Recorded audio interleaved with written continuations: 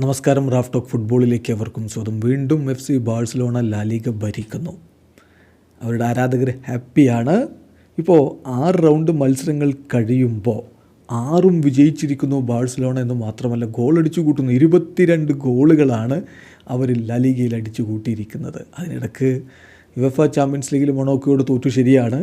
പക്ഷേ perfect start ലാലിഗയിൽ കിട്ടിയത് അവർ continue ചെയ്യുകയാണ്. നോക്കുക, അവരുടെ മുന്നേറ്റ നിരയിൽ ലെവൻഡോസ്കിയും അതുപോലെ റാഫീഞ്ഞയും 5ലധികം ഗോളുകൾ നേടിയിട്ടുണ്ട്. യൂറോപ്പിലെ ടോപ്പ് 5 ലീഗുകളിൽ ഏറ്റവും ചുരുങ്ങിയത് 2 താരങ്ങളെങ്കിലും 5+ ഗോളുകൾ ഈ സീസണിൽ നേടിയവരുടെ കണക്കെടുത്താൽ മറ്റൊരു ടീമിലും ഇങ്ങനെ ആരുമില്ല. So Barcelona are the only team in Europe's top 5 leagues to have at least 2 players who have scored 5+ goals in this season.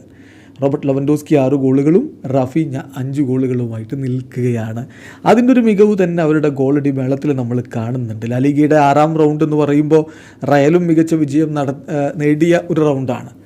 നോക്കുക, ഈ റൗണ്ടിൽ അലാവസ് സെവിയ്യയെ 2-1 തോൽപ്പിച്ചിരുന്നു. വലഡോയിഡ് റയൽ സോസിഡാഡുമായിട്ട് ഗോൾ രഹിത സമനിലയിൽ പിരിഞ്ഞപ്പോൾ ഒസാസുന ലാസ് പാൽമാസിനെ 2-1 തോൽപ്പിച്ചു. വലൻസിയ ജിറോണയെ 2-0 തോൽപ്പിച്ചു. റയൽ മാഡ്രിഡ് എസ്പാനിയോളിനെ തകർത്ത് തരിപ്പണമാക്കി 4-1.